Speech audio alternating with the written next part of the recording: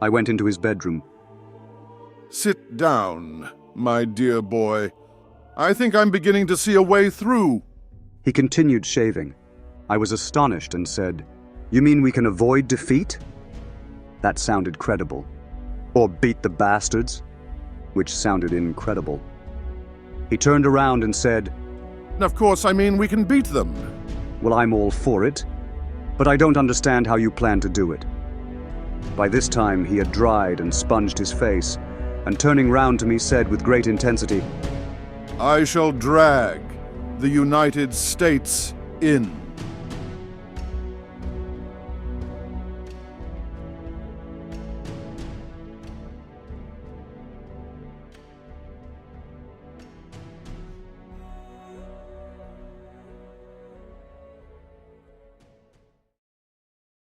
"1940, America.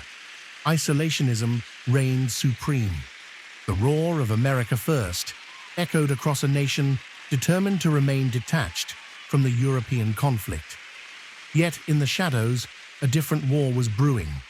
A war fought not with bombs and bullets, but with whispers, deception, and carefully planned expert espionage. Within this climate of staunch neutrality, a clandestine operation was underway, orchestrated by a desperate Winston Churchill. The British Prime Minister, loath to seek peace with Germany, saw America as the last hope of the flailing British Empire. But how to persuade a reluctant giant?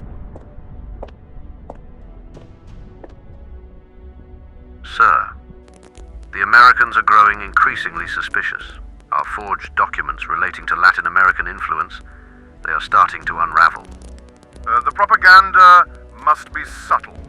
We must manipulate events, not control them overtly. This is the only path to victory. Then we intensify our efforts. We shall infiltrate the press and plant the articles Americans need to read. False stories of looming threats. Carefully crafted narratives. That's our strongest weapon.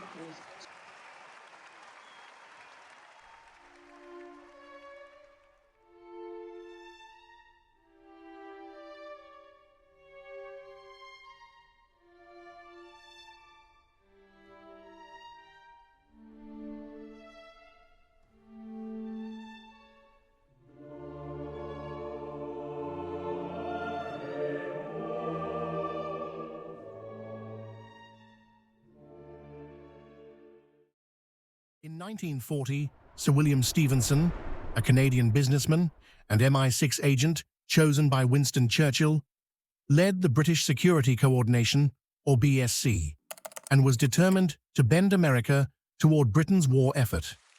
Stephenson also represented the British Office of Naval Intelligence, or ONI, whose chief was Admiral Sir John Godfrey.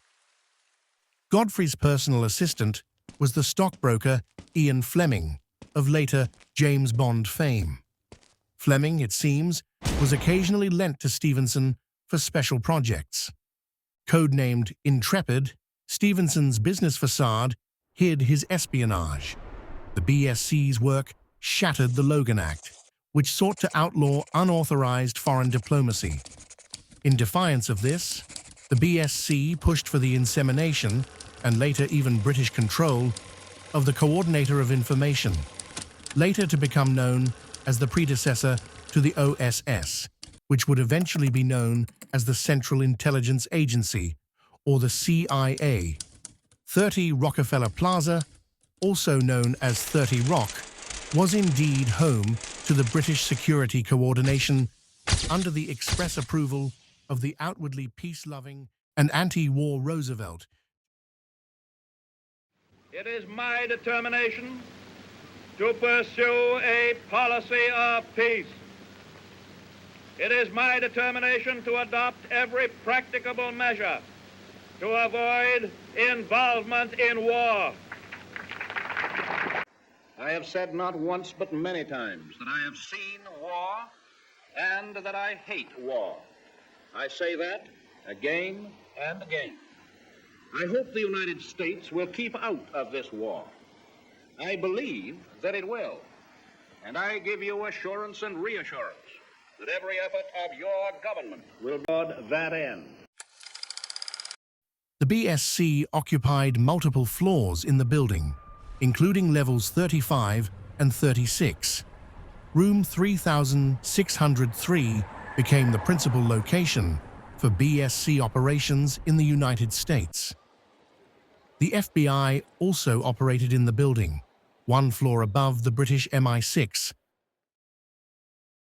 To this end, the BSC carried on, violating the 1917 and the Foreign Agents Registration Act of 1938, with foreign operations on U.S. soil right under the noses of the FBI, led by a purportedly highly compromised J. Edgar Hoover.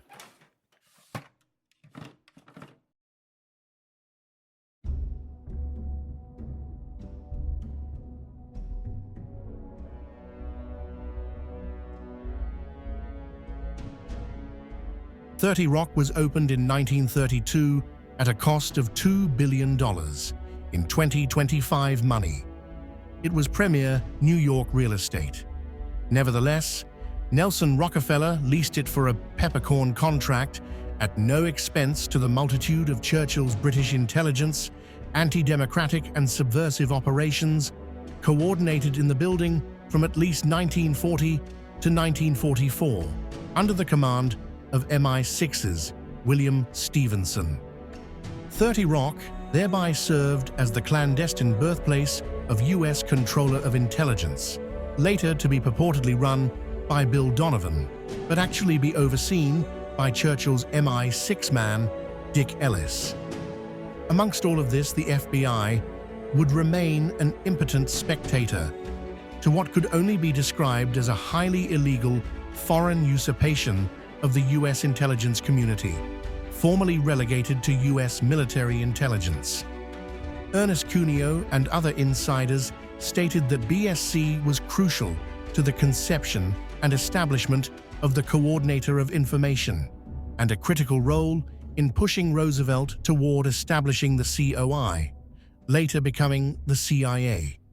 Former lawyer Cuneo was liaison to the White House from 30 Rock, as well as a writer of fictional pro-British, pro-war propaganda, fed to the often unwitting American syndicated columnists. At 30 Rock, the BSC also oversaw and ran the British Secret Intelligence Service, or MI6, including Section D for sabotage and subversion against the USA, Security Service, MI5, responsible for internal security of Britain and its empire, and the Political Intelligence Department for the manufacture of war crime propaganda against Germany at Station M in Toronto, Canada. Special Operations Executive consisting of SO1 for propaganda, SO2 for dirty tricks, SO3 for planning.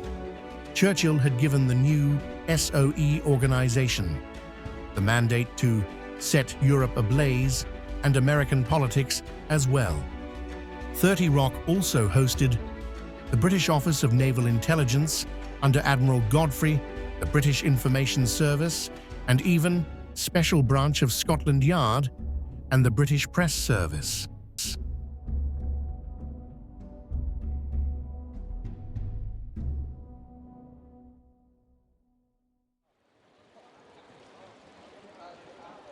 The BSC funded fronts like the Non-Sectarian Anti-Nazi League, the League for Human Rights, and the Fight for Freedom Committee, American in name, British in control. This secret financing defied the Foreign Agents Registration Act of 1938, election transparency laws, and the Logan Act by covertly steering U.S. policy. Funding for these operations flowed from British intelligence and a web of international financiers, including elites like Nelson Rockefeller and J.P. Morgan, both of whom had decade-long collaborative business links to the Rothschild dynasty,